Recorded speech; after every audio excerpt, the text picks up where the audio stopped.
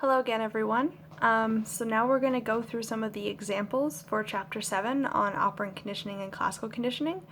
I'm still in the process of uploading your first video. It says it's been uploaded, but now the processing has started, so I'm not sure how long that's going to take. Hopefully we'll get it up in time for class. But I thought that I needed to start this next video or else we weren't going to get it up in time for tonight. So here we go. I'll try to make this one relatively quick. So, of course, we're going to do some examples from both our classical conditioning and our operant conditioning, as I promised you last week. You should already have this slideshow and have hopefully looked through and tried to maybe figure out a few of the answers for yourself before we go. I'll try to pause after every scenario to give you a few seconds to kind of try to come up with the answer yourself, but the way that I've got this slideshow worked out, you're going to be seeing all of the examples pop up one by one. So, in scenario 1, Sarah is receiving chemotherapy treatments and she often becomes nauseous and vomits soon after the procedure. Eventually, the sight of the room in which she receives the treatment begins to make Sarah feel nauseous. So, of course, the first thing you have to think about here is what is the response? Obviously, in this case, the response is she becomes nauseous and vomits after chemotherapy, and then she becomes nauseous at the sight of the room. So that's going to be the response in both cases. And of course, the chemotherapy treatment should be one of our stimuli, and we would assume that seeing the room would be the other stimuli. So for the unconditioned stimulus, what is the thing that makes her nauseous reflexively? It's not a reaction that's learned, it occurs automatically. Oh, sorry, I've got the wrong version of this slideshow.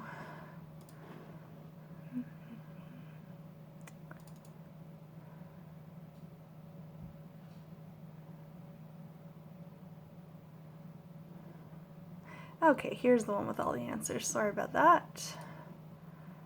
From current slide. Right, so what is that thing that causes her to become nauseous without any kind of previous learning? It's kind of the automatic response. So of course that would be the chemotherapy treatment. That's the thing that's causing her to become nauseous without any learning involved. It's just an automatic reflex. And of course the unconditioned response to that stimulus would be that nausea or vomiting.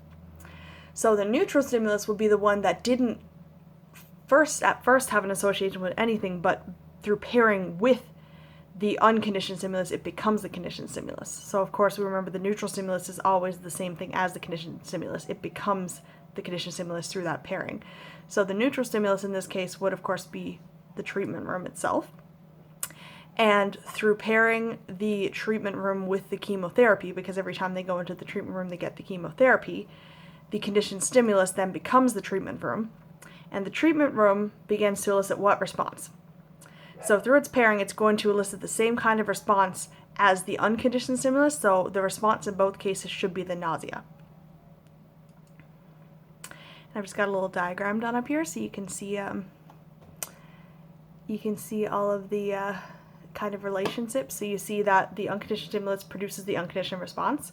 The neutral stimulus is paired with the unconditioned stimulus and becomes the conditioned stimulus, and then the conditioned stimulus goes on to produce the conditioned response. So in this case, unconditioned stimulus is chemo. The unconditioned response will be the nausea or vomiting. The treatment room would be the neutral stimulus, which through pairing with the unconditioned stimulus of chemo becomes the conditioned stimulus, and then that conditioned stimulus of the treatment room produces the conditioned response of the nausea. So for scenario 2, Alice always feeds her 3 cats using the same triangle-shaped dish. Now whenever the cats see her pick up the dish, they start to drool.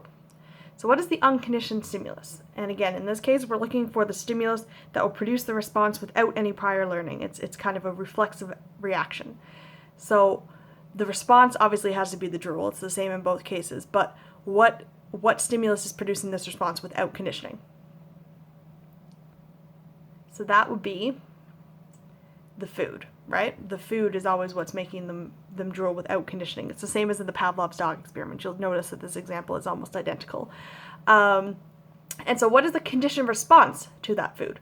So when they have food in their mouth, it makes them drool. Therefore, the conditioned response will be drooling in this case. What is the neutral stimulus? So what was the stimulus that did not provoke any reaction before the pairing? So of course that would have been the triangle-shaped dish. The triangle-shaped dish would not produce any reaction on its own, but through pairing with the unconditioned stimulus of the food, it begins to produce that response of drooling. Therefore, it becomes the conditioned stimulus. And again, you'll note that in all of these examples, the neutral and the conditioned stimulus will be the same. So the triangle dish then produces which response? Well, produces the drooling response, same as the food would. So through that pairing of the triangle dish with the food, the triangle dish comes to elicit that same response of drooling. And again, we have our little diagram. So your unconditioned stimulus of food produces the unconditioned response of drooling. The neutral stimulus of the triangle dish is paired with the unconditioned stimulus of food and then becomes a conditioned stimulus. And then the conditioned stimulus, the dish, produces that conditioned response of drooling. Now, something I can kind of point out here that might be a useful thing to keep in mind is what would happen if I showed those cats a square dish and it also produced drooling? Well, in that case, we would be talking about stimulus generalization, right? Which is when they begin to generalize stimuli that look the same or appear the same way in some way begin to elicit the same response. However, if they were to see that square dish or a circle dish and it did not produce that response of drooling, well, that would be stimulus discrimination, remember? So that's them discriminating between the two different dishes. So it does not produce the same response. So you can use an example like this to kind of think about the concepts of stimulus generalization, and stimulus discrimination as well. So for scenario 3, 10-month-old Stuart really likes to play with his favorite teddy bear. However, the past several times his mother has bent to hand him the teddy, she has accidentally knocked over a chair, making a loud crashing sound. Stuart begins to recoil and cry every time she tries to hand him the teddy bear. You'll notice that some of these scenarios are a little unlikely, but it's kind of difficult to make up these types of conditioning scenarios sometimes, and I was trying to create my own. You'll notice that many of them almost exactly mirror the ones that we would have talked about in class. For example, this one would be very similar to the case of little Albert, so that should give you a little hint right there. So if you're looking for the unconditioned stimulus, so the response, of course, would be the crying and recoiling. You're seeing it happen in both situations in the scenario. So what is the unconditioned stimulus? So the one that, without conditioning, produces that response of fear and recoiling, crying. That, of course, would be that loud crashing sound.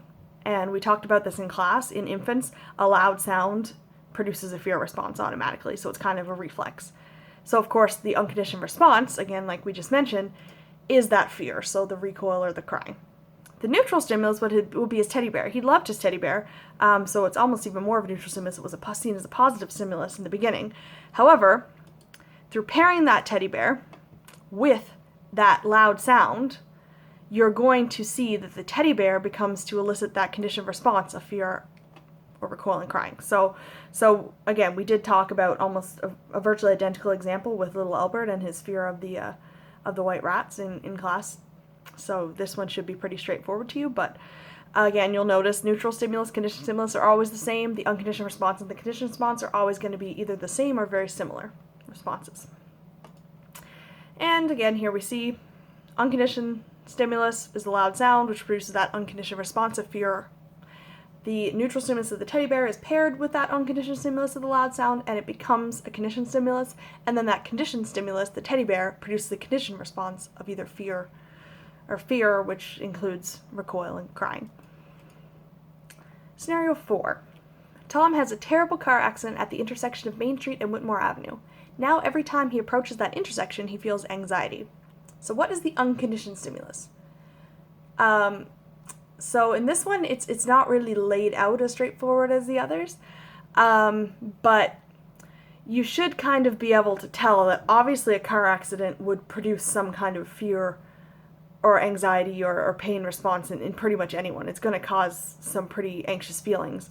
And so in that case, the unconditioned stimulus will be the car accident with the unconditioned response being fear, anxiety, or pain. So I mean, it's not exactly laid right out in the scenario like it might be in some of the others, but you should still be able to kind of see that a car accident would obviously automatically produce that kind of response. So therefore, it is the unconditioned stimulus and unconditioned response. If it would occur without any kind of learning, anyone who's going to be in a car accident is going to feel fear, anxiety, or pain, depending on the situation. So the neutral stimulus, of course, would be the intersection itself. Before the car accident, the intersection held no particular meaning. So that would be the neutral stimulus, and of course we know the neutral stimulus always becomes the conditioned stimulus, so it would be the intersection in this case. And so finally, the conditioned response is every time he sees the intersection, he feels anxiety, so therefore the conditioned response is that fear or anxiety. So because that neutral stimulus of that particular intersection was paired with that unconditioned stimulus of a car accident, which evokes those negative feelings, eventually that intersection itself, just the sight of the intersection, would produce that same type of fear or anxiety response.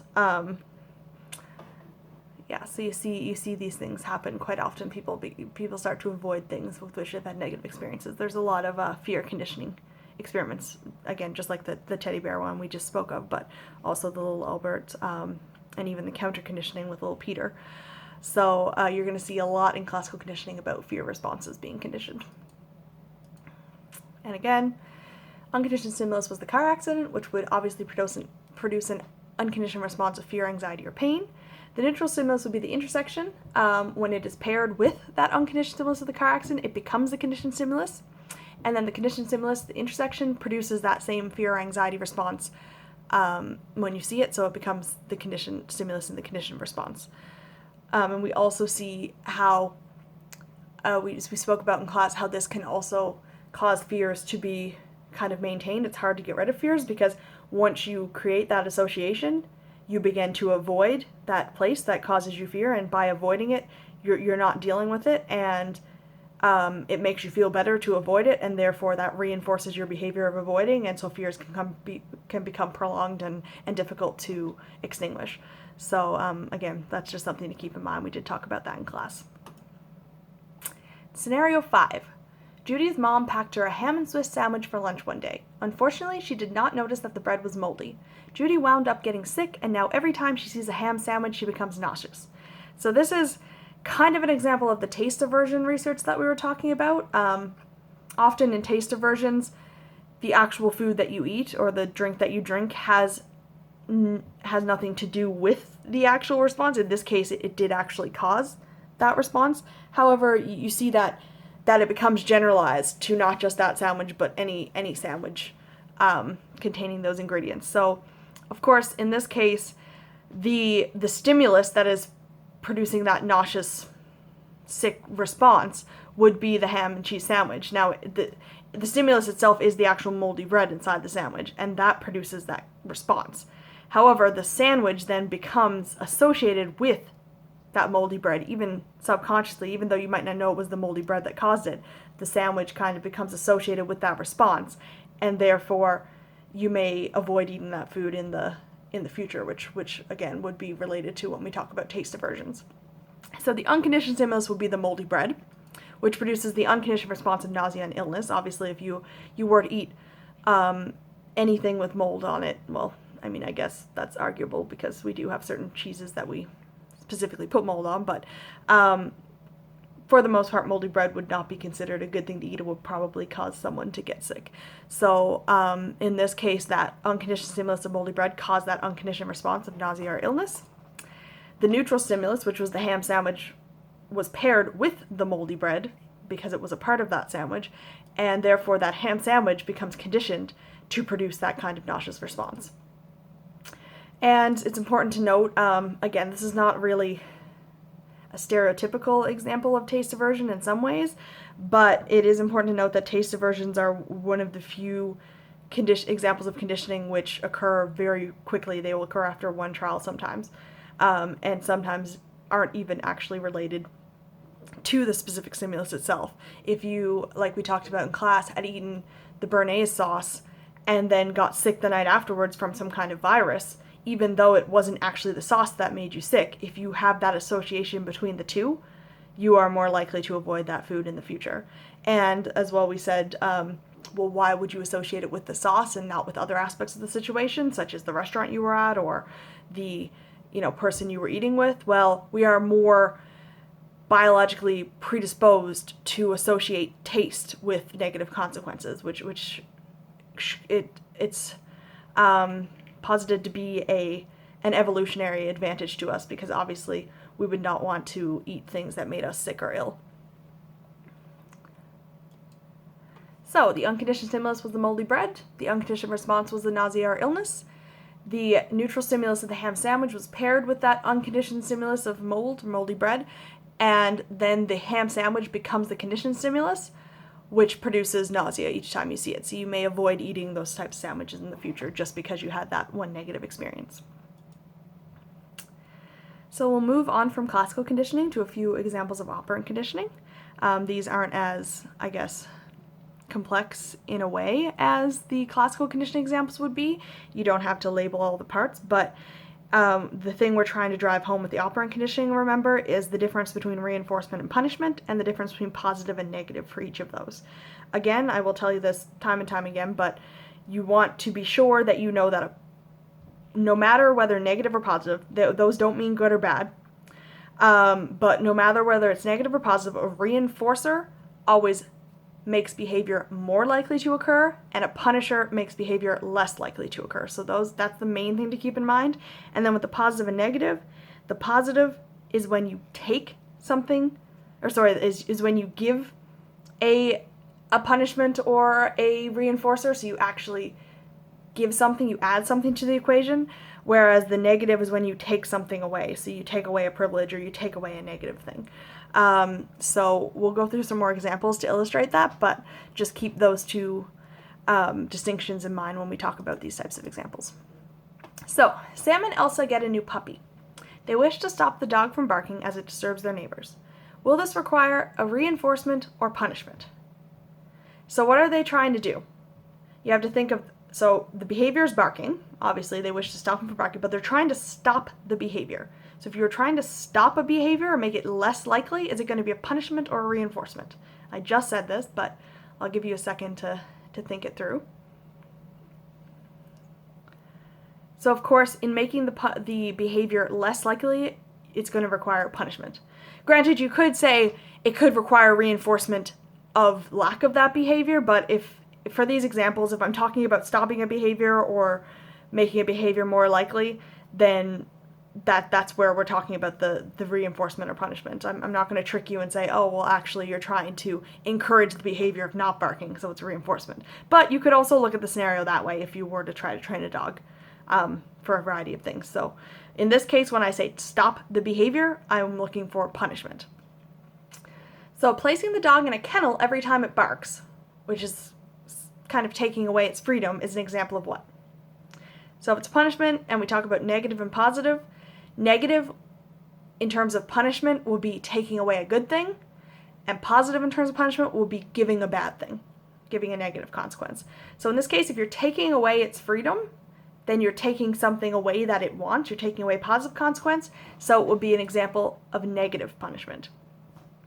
If you are giving the dog a swat on the nose every time it barks, what type of punishment would that be? So obviously if you're giving a punishment, it's kind of a thing that you're doling out rather than taking away a good thing, you're giving a bad thing. That would be an example of positive punishment. Scenario 2. Novacorp wants its employees to be more productive at work and to discourage them from being unproductive. So you'd see I wrote it both ways this time. So we want them to be more productive, which is to increase the behavior of productivity, and to discourage them from being unproductive, so to stop the behavior or decrease the behavior of unproductivity. I'm not sure if that's a word, but so basically in this case, we're going to talk about both punishments and reinforcements. So if you're giving an employee a raise when productivity is observed, so productivity we're trying to increase, right? So when you're observing the behavior you're trying to increase, and you do something to continue the increase of it, then that would be what? Going to be a reinforcement, right? Because you're trying to increase the behavior. If you're giving them a raise, remember our difference between positive and negative. If you're giving them something, that's going to have to be a positive reinforcement, right? Because you're actually giving a positive consequence in order to increase the behavior. Taking away some of the break times for employees that are seen as unproductive is an example of what? So in this case, if we're taking away their break time, we're taking away a good thing. And we're talking here about people who are seen as unproductive. So what were we trying to do with the unproductive behavior? We're trying to eliminate it. We're trying to decrease the unproductive. So if we're trying to decrease the behavior in this scenario, we're going to be talking about a punishment. If you are taking away some of their break times, well, remember when we take something away, in this case, because it's a punishment, we're taking away a positive thing in order to decrease the behavior. Well, that means it is a negative punishment, right? Because we are taking away something that they consider a pleasant consequence, that break time. In removing the obligation to work on the weekend from employees noticed being productive, when we say notice being productive, again, productivity, remember, was the behavior we're trying to increase. So if we're trying to increase the behavior, it is a reinforcement. And if we are removing the obligation to work on weekends, so in this case, we're taking away a negative consequence, we're taking away something they wouldn't want to do, then that is going to be an example of a negative reinforcement. And finally, and I guess you can probably guess the last one by now, but giving an employee extra night shifts if they are seen to be unproductive is an example of what? So they're being unproductive, which is the behavior we want to discourage. If we want to make the behavior less likely, it is a punishment. If we are giving them something, so we're giving them a negative consequence, we're giving them something they don't want in order to discourage that behavior. So of course that is an example of positive punishment. Hopefully this example kind of illustrates the distinctions between. Remember, you're looking for whether they're giving or taking something away, and you're looking for whether they're trying to increase or decrease behavior. And in this example, you can see all 4 of those scenarios. And finally, this is the last scenario example, then I'll just go through some very brief examples for you. But for the last scenario, we're saying Teresa is trying to train her hamster to only go to the bathroom in a certain corner of his cage. So you remember in the first scenario, they were trying to train a dog to stop barking. In this scenario, we are trying to train a hamster to do something, to go to the bathroom in a certain area. So if we're trying to increase that behavior, is it going to require a reinforcement or a punishment? And of course, you should see by now that this is going to be a reinforcement. So, if we give the hamster a treat every time we see him use the bathroom in the corner. So in this case, we see him do what we want him to do, and then we are going to give him something to reward him. So we're giving him an actual positive thing. That, of course, will be positive reinforcement. Removing him from his cage and letting him roam around the house after she observes him using the bathroom in that corner is an example of. And I mean, this was somewhat poorly worded. It's difficult to kind of word these examples in the proper way sometimes. But if I'm removing his restrictions, if I'm allowing him more freedom, so I'm taking away the restriction of that cage, then I'm taking away something he doesn't like, right? So if you're removing something he doesn't like, then of course that is going to be an example of negative reinforcement. So now, like I said, these are just some random examples. So, you know, we've gone through those actual scenarios. You may see a scenario like some of the ones we've described so far on your final. But in order to go through these examples, basically we're just looking for positive and negative punishment reinforcement for each. So if you give a kid $5 for each A he receives, getting an A is considered a positive behavior for the most part, I would assume. So you're trying to make him get more A's. You're trying to increase the behavior of getting high grades. So right away we can look at that and say if we're trying to increase behavior, it must be a reinforcement. If you are giving him $5, so you're not taking away a negative thing, you are giving him a positive thing.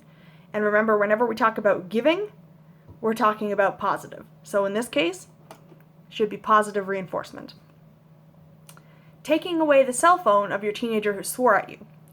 So again, depending on, you know, where you stand on some of these scenarios, of course, you might not consider some of the behaviors positive or negative, but the goal is to have kind of the general consensus of, well, typically people would think that a teenager swearing at you is a negative thing, so you're trying to decrease it. So the first thing you do is you identify the behavior. In this case, it's the teenager who swore at you, so your teenager swearing.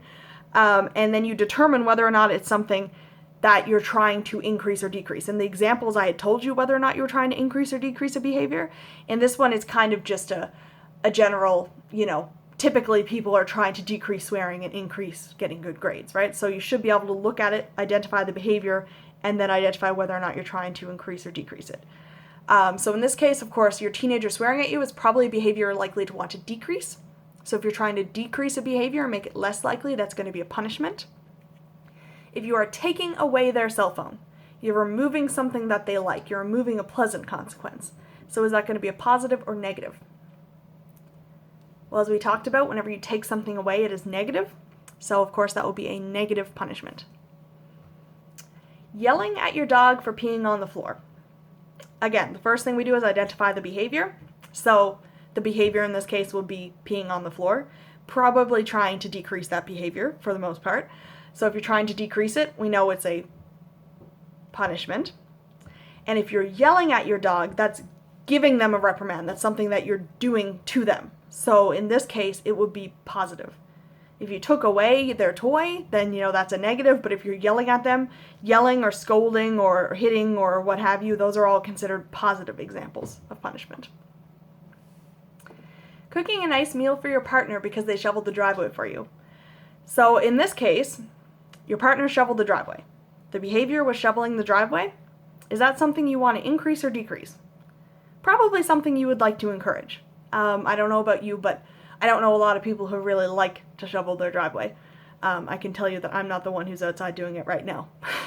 So cooking a nice meal for your partner, so they shoveled the driveway, that's something that is probably considered a good thing. So you're going to want to encourage that behavior. So you're going to reinforce it. It's going to be a reinforcement. And if you're cooking a nice meal, you're doing something good for them. You're giving them something. So in that case, is it positive or negative? It is positive because you're giving, so it's a positive reinforcement example. Studying really hard for a test so you won't worry about it. This one is a kind of a bit of a trickier example. We did discuss it in class. So worrying is considered a negative behavior.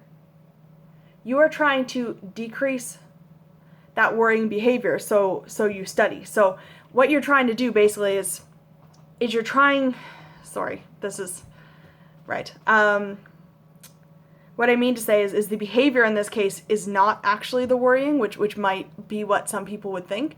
The studying is the behavior. So whether or not you study or you don't study. So studying, if you increase your studying behavior, you're able to get rid of your worrying. So you're able to take away a negative thing, right? So if you want to take away that worrying, then you increase your behavior of studying. So you're reinforcing the studying behavior by removing that negative consequence of worrying, right? So if you study, you start to worry less, so you took away a negative, so you study more. So it reinforces the studying behavior by taking away the worrying, which is a bad thing. So in this case, if you're taking away the worrying, that is a negative, and if you're increasing the studying behavior, that's reinforcement. So this would be an example of negative reinforcement. Grounding your child for receiving a bad grade.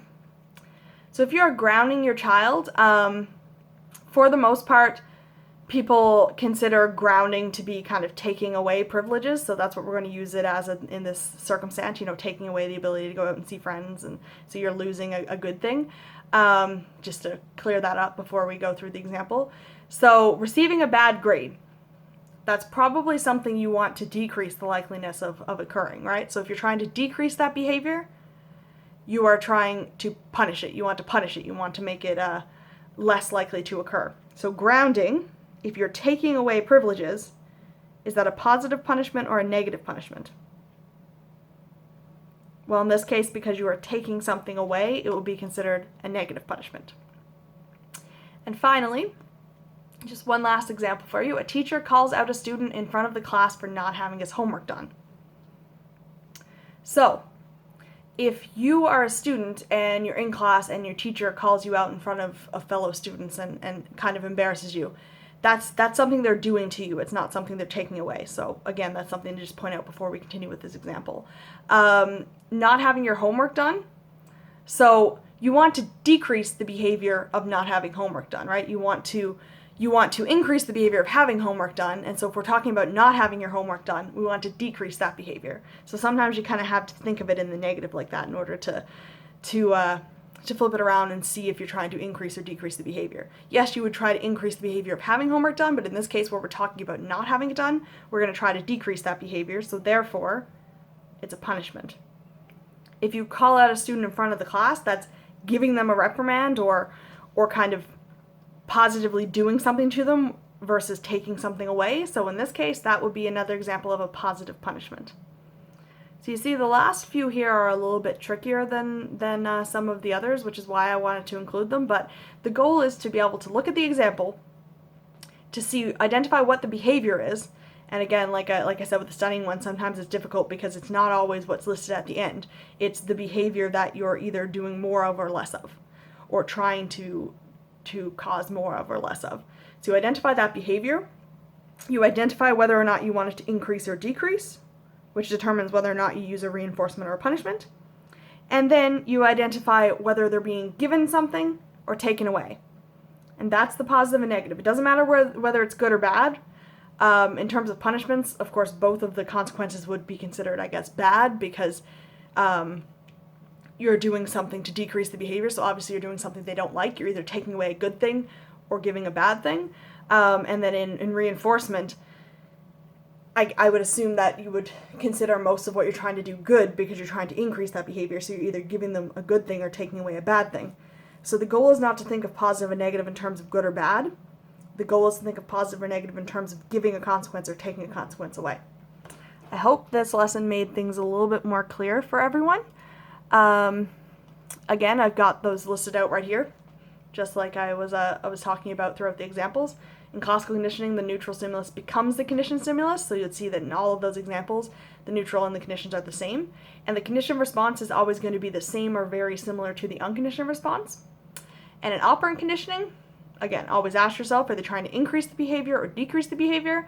And if the consequence involves taking something away or giving something to the person. That's all I have for you today. I hope this has been helpful. Good luck with your studying for your exams. I wish I could have been there tonight, but unfortunately the weather was not cooperating. So you can definitely email me or let me know if you have any questions before the exam, but I hope this at least helped clear things up a bit for you. Good luck with your studying, and I'll see you next Tuesday.